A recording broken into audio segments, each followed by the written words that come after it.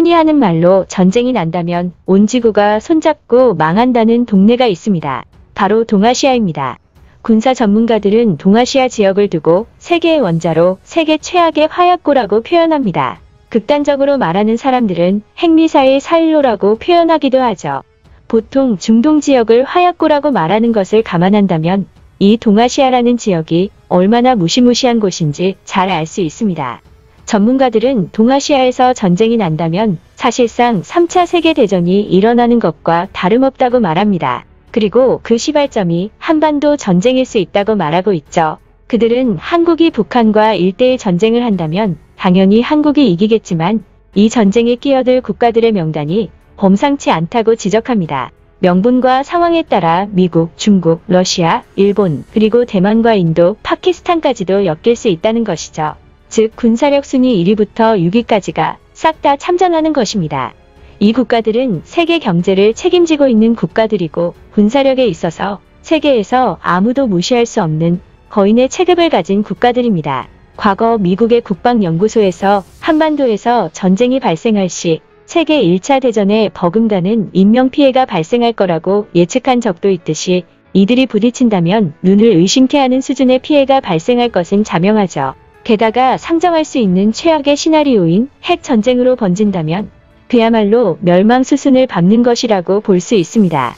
월드 뉴클리어 어소시에이션은 한국과 일본 등이 상당히 빠른 시간 안에 핵 개발이 가능한 준 핵보유국이라고 평가받는 것을 가정하면 사실상 모든 국가들이 핵을 가지고 있는 것이나 마찬가지라고 평가하기도 했을 만큼 극단적 위험에 노출될 수 있기 때문입니다. 그렇기에 일각에서는 도리어 동아시아에서 전쟁이 날 확률은 희박하다고 말하기도 합니다. 거인들의 전쟁이란 것은 곧 잃을 게 너무 크다는 것이고 전 세계가 심각한 후퇴를 맞이한다는 것을 의미하기 때문에 결국 리스크를 최소화할 방안을 찾는다는 것이죠. 왜 전문가들이 동아시아를 세계 최악의 화약고라 칭하는지 그 이유를 알 수 있는 대목입니다. 또한 그들은 만약 동아시아에서 연합체가 만들어지면 그 파급력은 어마무시할 것이라고 평가합니다. 경제력과 군사력 등 여러가지 요소를 고려했을 때 연합체가 만들어지기만 한다면 이유를 뛰어넘을 것이고 영향력이 상당한 공동체가 될 것이라는 거죠. 하지만 이는 불가능에 가깝습니다. 동아시아는 가장 무시무시하고 위험한 지역이듯이 가장 화합이 안 되고 있는 지역이기 때문입니다. 그런데 일부 외국인들은 동아시아라는 세계 최악의 화약고에서 비교적 체급이 작은 한국이 영향력을 행사하고 있다는 것을 신기하게 생각하기도 했는데요. 한국의 군사력과 기술력을 알게 된 이들은 빠르게 수긍할 수밖에 없었습니다. 특히 한국 미사일 현무사에 대한 정밀 분석은 많은 외국인들을 놀라게 했죠. 해당 분석은 현무 미사일이 개발될 때 한국은 기묘한 방법을 썼다고 표현했는데요.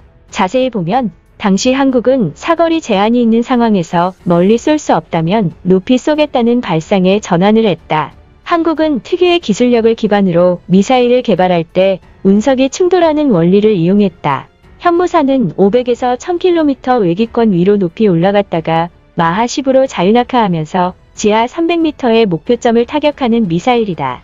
이 높이는 ISS 국제우주정거장보다 높은 수준이다. 게다가 운동 에너지를 높이기 위해 탄두 부분을 대부분 화약이 아닌 중금속으로 채워서 사실상 전술핵 수준의 위력을 이끌어낼 뿐더러 마하 10의 속도이기 때문에 이를 요격할 수 있는 나라는 거의 존재하지 않는다.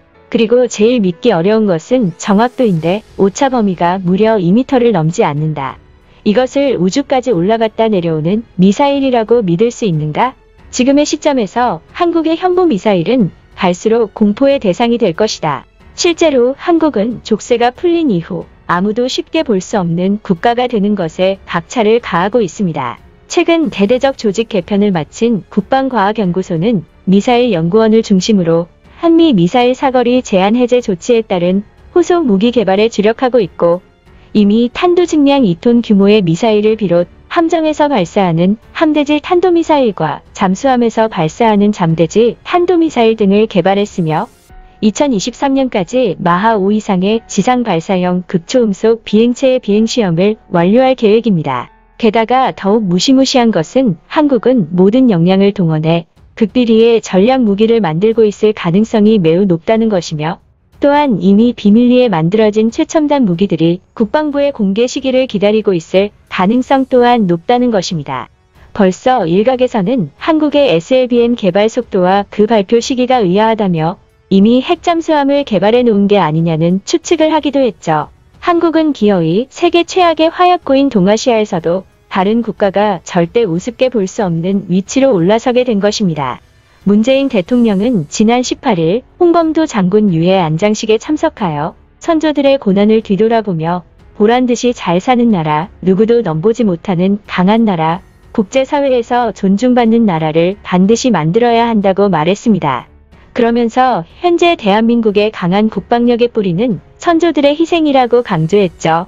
문 대통령은 안장식 날 홍범도 장군의 불굴의 무장투쟁은 강한 국방력의 뿌리가 되었다며 1800톤급 잠수함 홍범도함은 긍지와 함께 필승의 신념으로 동해 앞바다를 지키고 있다고 했고, 이어서 홍범도, 김자진, 지청천, 이범석 장군의 숭고한 애국정신 위에서 대한민국은 종합군사력 세계 6위의 군사강국으로 당당히 자주국방의 꿈을 이뤄가고 있다고 말했습니다. 그렇다면 이렇듯 군사강국이 된 한국의 기술력 분석을 본 외국인들은 어떤 반응을 보이고 있을지 궁금해지는데요. 해당 사안에 관한 해외 반응 알아보겠습니다. 나는 한국의 군사력이 강해져서 걱정된다. 한국은 일본과 사이가 좋지 않은데 한국이 강해지면 그에 자극받은 일본은 더 강해질 것이고, 그러면 중국 역시 가만히 있지 않을 것이다. 동아시아가 지구의 시한폭탄이 될까봐 걱정이다. 한국이 최근에 들어서 군사강국으로 평가받고 있는 것처럼 보이는데 한국의 군사력은 원래 강했다. 당연히 지금보다는 아니었지만 몇 년 전에도 충분히 세계에서 10위권 안에 들만한 전력을 갖추고 있었다. 약소국인 한국이 동아시아에 위치하고 있어서 불쌍하다고? 오히려 한국의 주변국을 불쌍하다고 생각해야 될지도 모른다. 유럽 국가들끼리 결속을 강화하고 군사력을 키워야 한다고 생각한다. 한국, 중국, 일본은 너무 강하고 미국까지 삼국 관계에 개입되어 있다. 자칫 잘못하여 불순한 의도를 가지고 동아시아 국가들끼리 연합하기라도 한다면 세계 안보에 막대한 위협을 줄 것이다.